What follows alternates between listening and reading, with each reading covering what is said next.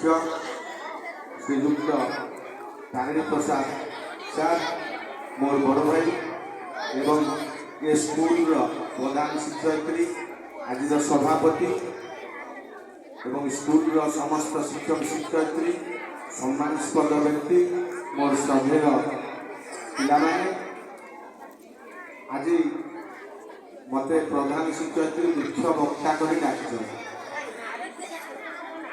किंतु मोर पिला बेल कथा तुमको देखिकी भावुची एमती आम छोट छोट पिला थी नूतन स्कूल में पढ़ुली आमर चषा खंड प्राइवेट स्कूल में ता पूर्व पढ़ुली किंतु ये स्कूल को जे तैयारी करछंती से मो गाँव जेजे सुरेंद्रनाथ महापात्र तांको प्रति मो हार्दिक श्रद्धांजलि ज्ञापन करती आज ये स्कूल भी तैयारी करते पिला मनीष होती ये जे अच्छा तारिणी भाई ये अच्छा अजय सार ये अच्छा अभय भाई अभय महापात्र समस्ते यही स्कूल छात्र तेणु चिंता कर तुम्हें भी दिने बड़ मनीष हम यही स्कूल छात्र छात्री मैंने बड़ मनीष भल मनीष तमें सबू किंतु तार गोटे सूत्र अच्छी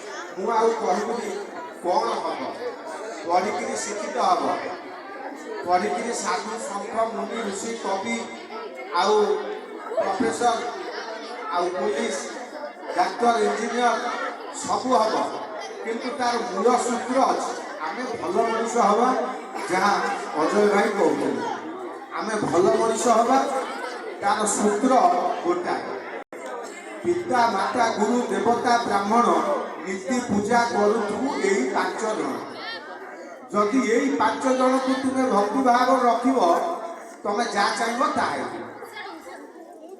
पिता माता बापा को मुंडिया मार भक्ति रख माँ को मुंडिया मार भक्ति रख गुरु को मुंडिया मार भक्ति रख देवता को भक्ति रख आउ ब्राह्मण को नमस्कार कर बुझिपार पाने कहीं जिते संसार तीर्थ अच्छे संसार जानी तीर्थानी टानी तीर्थानी सागर सागर से तीर्थ अच्छे सागर जानी तीर्थानी विप्र पादस्वर ब्राह्मण दक्षिण पाद तल तेणु ब्राह्मण को असम्मान कर गोटे कथा द्वितीय कथा तुम्हें कह देवता को डाकिले कौन शुणुच डाक जगन्नाथ को डाकिले कौन शुणुच डाक सब शुणे तुमरी भाया पिला किए प्रहलाद डाकिला खंभ भितर बाहर ना ना कह मत तुमरी भाया पिला किए 8 वर्षर बालक ध्रुव से डाकिला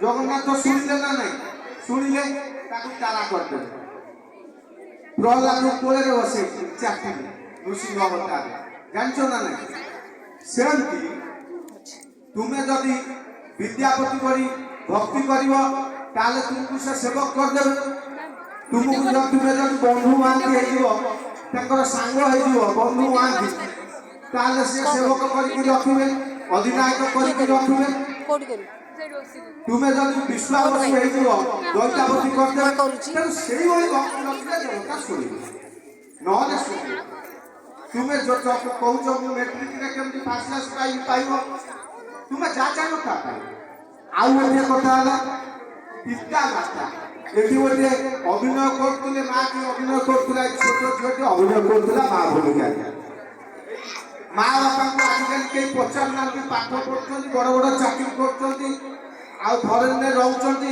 माँ बापा को वृद्धाश्रम छाड़ी दौरान टंका मासू मास पठे दौरान देखुच तुम्हें सेमती किसी कर मुझे चाहिए तुम भाई पिला समस्ते पिता माता को भले रख बुद्ध बयस बुझिपार एमती गोटे पिला पाठ पढ़ा इंजीनियर है अमेरिका घर को आसा समय हुए 5 वर्ष 4 वर्ष थे आसती कहीं से व्यस्त गोटे स्कूल गाँव या उद्घाटन उत्सव में डाकिले स्कूल की से तैयारी करते से दिन आसिले घर पाछुटी आनले जाइकरी गाँव लोक जाइकरी लाइट में से आसिले भुवनेश्वर पाछुटी आनले आनिला पर से स्कूल को उद्घाटन उत्सव में था ମା କହିଲା ପୁଅ ତ 4-5 ବର୍ଷ ହେଲା ଆସିନି, ଏଇଥରିକ ଆସିଛି, ପୁଣି ଗଲେ 4-5 ବର୍ଷ ଆସିବ କି ନାହିଁ। ସେ କଣ କଲା ନା ଆତ୍ମହତ୍ୟା କରିଦେଲା ଘର ଭିତରେ। କହିଲା ମା ପୁଅ ଆସିଛି, ଏଇଥରିକ ତ ଆସିଛି, ମତେ ପୋଡ଼ି ଦେଇକି ଯିବ, ପୁଅ ହାତରେ ଟିକେ ନିଆଁ ପାଇଯିବି, ଏଇଆ ଭାବିକିରି ସେ ଆତ୍ମହତ୍ୟା କରିଦେଲା। ତାପରେ ଖବର ଯାଇ ପହଞ୍ଚିଲା, ଉଦ୍ଘାଟନୀ ଉତ୍ସବ ସରିଲା ସ୍କୁଲରୁ, ତାପରେ ଗାଁରେ ଆସିକିରି ମହାଶୟ ପହଞ୍ଚିଲେ ଘରେ ଆସିକିରି ବୋଉକୁ ଦେଖିଲେ, ଦୁଃଖ ପ୍ରକାଶ କଲେ, କାନ୍ଦିଲେ, ବୋବେଇଲେ, ଯେମିତି ମା ଉପରେ ସେ ଛୁଆଟି କାନ୍ଦୁଥିଲା ପଡୁଥିଲା, ସେମିତି ସେ କାନ୍ଦି ବୋବେଇ ତା ଉପରେ ମା ଉପରେ କଚାଡ଼ି ହେଇ ପଡୁଥାନ୍ତି। କେତେ ଦୁଃଖ କଷ୍ଟ ପାଇ ମୋ ମା କଣ ନ କରିଥିଲା। ମା ଭାରି କଷ୍ଟ କରେ ପିଲାଙ୍କ ପାଇଁ, କାହିଁକି ଝରି ଯାଉଥିଲେ ଆଖିରେ ଲୁହକୁ ପଣତରେ ଦିଏ ପୋଛି, ଆମ ସୁଖ ପାଇଁ ଦୁଃଖର ଜହର ପିଇ ଯାଏ ହସି ହସି। ମୋ ମା ପରି କିଏ ଅଛି, ମୋ ମା ପରି କିଏ ଅଛି, ଫୁଲଠୁ କୋମଳ, ଜହ୍ନଠୁ ସୁନ୍ଦର, ସେ ସ୍ୱର୍ଗାଦପି ଘରେ ବସି, ସେ ସ୍ୱର୍ଗାଦପି ଘରେ ବସି। ତେଣୁ ଜନନୀ ଜନ୍ମଭୂମିଶ୍ଚ ସ୍ୱର୍ଗାଦପି ଘରେ ବସି କାନ୍ଦିଲା। ଦେଖିଲା ମା ହାତରେ ଗୋଟେ ଚିଠି ଲେଖାଯାଇଛି। ଚିଠିରେ ଲେଖିଛି, ମା କହିଲେ ବାପାରେ ତତେ ତ ସମୟ ହଉନି ଆସିବାକୁ, ତେଣୁ ତୁ ଆସିଛୁ, ମତେ ଟିକେ ନିଆଁ ଦେଇଦେବୁ, ସେଇଥିପାଇଁ ମୁଁ ଆତ୍ମହତ୍ୟା କରିଦେଲି, ଏ ଜୀବନ ଯାଉନି। ଆଉ ତୁ ଯେତେବେଳେ ତୁ ମୋ ଆଖିରେ ଟିକେ ମତେ ଦେଖିଛୁ, ତୁ ଯେତେବେଳେ ଆମେ ମୋଟର ସାଇକେଲରେ ସ୍ୱାମୀ ସ୍ତ୍ରୀ ତତେ ଧରିକି ଯାଉଥିଲୁ, ତୋ ବାପା ମୁଁ କିରି, ତୁ ହମ୍ସ ପଡ଼ିଲା ଛିଟିକି ପଡ଼ିଥିଲୁ, ତୋ ଆଖି ଫୁଟି ଯାଇଥିଲା, ମୋ ଆଖି ତତେ ଦେଇଛି, ଗୋଟାଏ ଆଖି ମୁଁ ତତେ ଦେଇଛି, ଆଉ ଗୋଟାଏ ଆଖିରେ ମୁଁ କାମ କରୁଥିଲି, ଆଉ ସେଇ ଆଖିରେ ମତେ ଟିକେ ଦେଖିଯିବୁ, ନିଆଁ ଦେଇଯିବୁ, ସେଇଥିପାଇଁ ମୁଁ ତତେ ଅପେକ୍ଷା ନ କରି ଆଜି ମରିଗଲି, ସଂସାରରୁ ଚାଲିଗଲି। ପିଲାଟିଏ କାନ୍ଦିଲା ତୋରି ଭଳିଆ, ମା ଆଖିରେ ପଡ଼ିଲା, ସେଇ ଗପଟା ମୋ ମନେ ପଡ଼ିଲା। ଏବେକାର କଥା, ଏଇଟା ଯାଜପୁରର କଥା, ଏଇଟା ବୁଝିପାରିଲ। ତାପରେ ପିଲା ତାର ନିଆଁ ଦେଲା, ଗଲା। ମାର ଋଣ କେହି କେବେ ସୁଝି ପାରିବାନି। ମୁଁ ଆରଥରକ ବୀରବଲର କଥା କହୁଥିଲି ତୁମକୁ ସବୁ। ବୀରବଲ, ତୁ ଯେତେବେଳେ ମା ଡାକିଲେ ଯେ ଆଜି ରାତିରେ ତୁ ଟିକେ ମୋ ପାଖରେ ଶୋଇବୁ, ବୀରବଲ ଭାରି ବୁଦ୍ଧିଆ ଜ୍ଞାନୀ। ମା ତାର ଚତୁର୍ଥ ପ୍ରହର ଯାକେ ଅପେକ୍ଷା କରିଥିଲା ଯେ ପିଲାଟିଏ ହେଲେ ବୁଦ୍ଧି ଜ୍ଞାନୀ ହବ। ଚତୁର୍ଥ ପ୍ରହରରେ ପିଲା ହେଲେ ବହୁତ ବୁଦ୍ଧି ଜ୍ଞାନୀ ହୁଏ। ବୀରବଲ କହିଲେ, ମା ତୋ ଋଣ କେମିତି ସୁଝିବି, ନା ଆଜି ଶୀତ ରାତିରେ ତୁ ଟିକେ ମୋ ପାଖରେ ଶୋଇବୁ। ତାପରେ ସେ ତଳେ ଶୋଇଲେ, ମା ଖଟ ଉପରେ ଶୋଇଲା। ମା କହିଲେ ଗିଲାସେ ପାଣି ଦବୁ। ବୀରବଲ ସେଠୁ ଗିଲାସେ ପାଣି ଦେଲେ, ହାତ ଥର ଥର କରି ଢାଳି ହେଇଗଲା। ବୀରବଲ ପୋଛି ପାଛି ଦେଲେ, ମାକୁ ଶୋଇଦେଲେ। ପୁଣି ଘଣ୍ଟାଏ ଯାଇଛି, କହିଲେ ମା ପୁଅରେ ତଣ୍ଟି ଶୁଖି ଯାଉଛି, ଆଉ ଗିଲାସେ ପାଣି ଦବୁ। ପୁଣି ଗିଲାସେ ପାଣି ଦେଲେ, ପୁଣି ପିଉଛନ୍ତି, ହାତ ଥର ଥର ହେଇ ଢାଳି ହେଇଗଲା। ବୀରବଲ କହିଲେ, କେତେ ଥର ମା କଣ ତୁ ଶୋଇଦବୁନି ମତେ, ଖାଲି ଛଟପଟ କରୁଛୁ ରାତିରେ, ଶୀତ ରାତିରେ।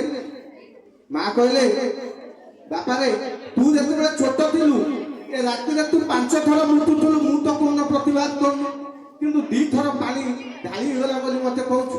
ତେଣୁ ମାର ଋଣ କେହି ସୁଝି ପାରିବେନି। ଯାଉ ନାଟି କାଟି ମତେ ବହୁତ ଭଲ ଲାଗିଲା, ବୁଝିଲ। ମା ହଉଛି ଯିଏ ମାପିପାରେ, ମନକୁ ମାପିପାରେ, ସେ ହଉଛି ମା। ସବୁବେଳେ ଗୋଟେ ଜାଗାକୁ ଯାଇଥିବ, ପିଲାଟିକୁ କାଖେଇଥିବ, କାହିଁକି ଜାଣିଛ? ସେ କହେ ମୁଁ ଯାହା ଦେଖୁଛି ମୋ ଛୋଟ ପିଲାଟା ଦେଖିପାରୁନି, କାଖେଇଲେ ସେ ଦେଖିପାରିବ, କାଖେଇ ପକାଏ। କିନ୍ତୁ ବାପା କଣ ଜାଣିଛ? ବାପା କାନ୍ଧରେ ବସେଇକିରି ବୁଲେ, କହେ ମୁଁ ଯାହା ନ ହେଇଛି ମୋ ପିଲା ହଉ, ମୁଁ ଯାହା ନ ଦେଖି ପାରୁଛି ମୋ ପିଲା ଦେଖୁ, ମୋ ପାଖରେ ଯେତିକି ଟଙ୍କା ଅଛି ମୋ ପିଲା ଆହୁରି ଅଧିକ ଧନୀ ହେଇଯାଉ। ମା କେବଳ ଗୋଟିଏ ଦିନ ଚିନ୍ତା କରେ ମୋ ପୁଅ ଖାଇଛି କି ନାହିଁ। ବାପା ଚିନ୍ତା କରେ ଛୁଆ ପାଇଁ ଜମି କିଣିବି, ସାରା ବର୍ଷ ଖାଇବ, ସେ ଜୀବନ ସାରା ଖାଇବ, ଘର କରିବି, ଜୀବନ ସାରା ରହିବ। ମା ଦିନଟା କଥା ଚିନ୍ତା କରେ, ବାପା ମଧ୍ୟ ସେଇଭଳି ଚିନ୍ତା କରେ। ବାପାର ଋଣ ବି କେହି ଶୁଝି ପାରିବେନି। ପିତା ସ୍ୱର୍ଗ, ପିତା ଧର୍ମ, ପିତା ହିଁ ପରମ ତପ। ଭିତରି ଦୁଃଖୀ ବାପା ଫ୍ରିଏନ୍ତେ ସର୍ବଦେବ। ମୋର ଆଉ ମା ବାପା ନା ଚାଲିଗଲେ। ତୁମର ମା ବାପା ମାନେ ଅଛନ୍ତି, ଏବେ ତୁମେ ମାନେ ତାଙ୍କର ଯତ୍ନ ନିଅ ଏବଂ ବେଶୀ ହଇରାଣ କର ନା। ମା ବାପାଙ୍କର ଆଶୀର୍ବାଦ ଦେଲେ ତୁମେ ସବୁ ପାଇବ, ବୁଝିପାରିଲ। ପ୍ରତ୍ୟେକ ଘରେ ଦେବତା ରୂପରେ ସେ ରହିଛନ୍ତି। ଦେବତା ରୂପରେ ଭଗବାନ କହିଲେ ମୁଁ ଏତେ ଲୋକଙ୍କୁ ସମ୍ଭାଳି ପାରିବିନି। ମା ବାପା ସୃଷ୍ଟି କରିଦେଲେ, ତାଙ୍କୁ ଦାୟିତ୍ୱ ଦେଇଦେଲେ, ସେ ସମ୍ଭାଳ। ତେଣୁ ବିବେକାନନ୍ଦ ମଧ୍ୟ ସେମିତି କହିଥିଲେ, ବିଭିନ୍ନ ରୂପରେ ସେ ଆମ ଆଗରେ ଠିଆ ହେଇଛନ୍ତି, ଆମେ ଜାଣିପାରୁଛୁ। ତେଣୁ ମା ବାପାଙ୍କୁ ସମ୍ମାନ ଦିଅ। ବାପା ବାଡ଼ଉଛନ୍ତି ବୋଲି ତୁମେ ରାଗି ଯାଉଛ ନାଇଁ? ଆରେ ବାପା ହଉଛି ଦେବତା, କାହିଁକି ଦେଇକିରି ବତଉଛି ସେ।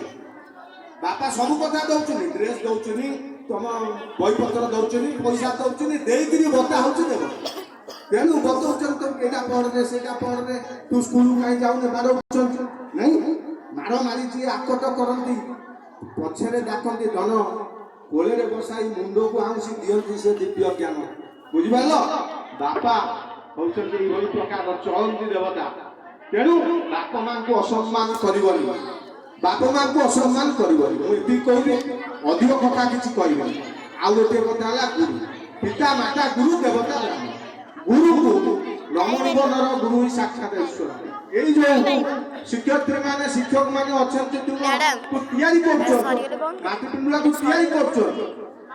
ତେଣୁ କୋଉଟା ନୀତି କୋଉଟା ଅନୀତି, କୋଉଟା ବାଟ କୋଉଟା ଅବା, କୋଉଟା ଦୁର୍ନୀତି କୋଉଟା ସୁନୀତି, ଏ କଥାକୁ ତୁମକୁ ସୂଚାଇ ଦେଉଛନ୍ତି।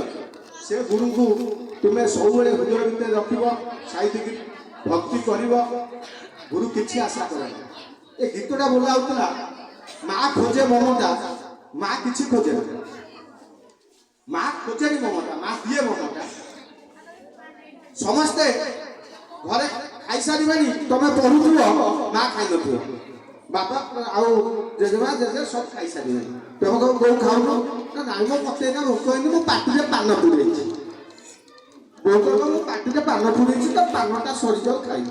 ସେ ଚାହିଁଥିବ ଛୁଆ ଖାଇସାରିଲେ ଖାଇବେ। ବୁଝିପାରିଲ? ତେଣୁ ସମସ୍ତଙ୍କ ଭିତରେ ଏଇଭଳି ଭାବନା ଉଦ୍ରେକ ହଉ। ଯାହା ମାଧବ ସାର୍ କହିଲେ ଯେ ତମ ଭିତରେ ସ୍କିଲ୍ ଅଛି, ଦକ୍ଷତାର ବିକାଶ ହବ, ତମେ ବଡ଼ ହେଲେ ସବୁ ହବ। ଈଶ୍ୱରଙ୍କ ଉପରେ ଭରସା ରଖ, ପିତାମାତା ତମକୁ ସହଯୋଗ କରିବେ। ଆଉ ଏ ସ୍କୁଲର ଗୁରୁଜୀ ମାନଙ୍କର ଆଶୀର୍ବାଦ ରହିଛି, ସମସ୍ତେ ଭଲ ମଣିଷ ହବ, ନିଶ୍ଚିତ ଭଲ ମଣିଷ ହବ। ଆଶୀର୍ବାଦରେ ମଣିଷ ପୁରା ବାଟ ଯାଏ, ମନେ ରଖ। ଆଜି ଯୋଉ ଏଠି ଅଭୟ ମହାପାତ୍ର ଅଛନ୍ତି, ମାଧବ ସାର୍ ଅଛନ୍ତି, ଆଉ ସମସ୍ତେ ଅଛନ୍ତି, ଏ ସମସ୍ତେ ଜୀବନରେ ବହୁତ କଥା ସହିଛନ୍ତି। ତମେ ମଧ୍ୟ ସେମିତି ସହିବା ଶିଖ। ପଲ୍ଲୀକବି ନନ୍ଦକିଶୋର କହିଥିଲେ, କହିବା ଲୋକ ତ ମହତ ନୁହନ୍ତି, ସହିବା ଲୋକ ତ ବଡ଼। ତେଣୁ ସହିବା ଲୋକ, ସହିଷ୍ଣୁତାହୀନ ବାଳକ ବାଳିକା ତୋରେ ଭୂତି ଅଜ୍ଞାନ। ତେଣୁ ସହିଷ୍ଣୁତା ହଉଛି ସବୁଠାରୁ ବଡ଼। ସହିକିରି ତମେ କଣ ହବ? এইভাবে অভয় ভଳି ଆଉ ଆମର ମାଧବ ସାର୍ଙ୍କ ଭଳି, ଅଜୟ ସାର୍ଙ୍କ ଭଳି, ତାରିଣୀ ସାର୍ଙ୍କ ଭଳି ମହାଶୟ ପାଲଟି ଯିବ। ଯିଏ ସହେ ସେ ହୁଏ ମହାଶୟ। ମନେ ରଖ, ଯିଏ ପାଦରେ ଚାଲେ ସେ ପଦବୀ ପାଏ। ସମସ୍ତେ ଖାଲି ପାଦରେ ଚାଲିଛ, ତମେ ଏବେ ଖାଲି ଚପଲ ମାରିକିରି ଚାଲୁଛ ନାହିଁ। ଖାଲି ପାଦରେ ବି କିଛି ଚାଲ, ଯୋଗ ବ୍ୟାୟାମ ସବୁ କର, ଭଲ ଖେଳ, ଉଚ୍ଚ ପ୍ରଶଂସିତ ହୁଅ। ମୁଁ ଜଗନ୍ନାଥଙ୍କ ପାଖରେ ଏତିକି ପ୍ରାର୍ଥନା କରିବି, ମୋ ଗାଁର ସବୁ ପିଲା ଭଲ ମଣିଷ ହୁଅନ୍ତୁ, ବଡ଼ ମଣିଷ ହୁଅନ୍ତୁ। ଆଉ ସେ ଯୋଉ ପଦବୀରେ ଥାଆନ୍ତୁ ନା କାହିଁ, ଗାଁକୁ କେବେ ଭୁଲନ୍ତୁ ନାହିଁ, ମାଆଙ୍କୁ କେବେ ଭୁଲନ୍ତୁ ନାହିଁ, ଏ ମାଟି କେବେ ଭୁଲନ୍ତୁ ନାହିଁ, ମାତୃଭାଷାକୁ କେବେ ଭୁଲନ୍ତୁ ନାହିଁ। ଏତିକି ମୁଁ ଜଗନ୍ନାଥଙ୍କ ପାଖରେ ପ୍ରାର୍ଥନା କରିବି। ଜୟ ଜଗନ୍ନାଥ।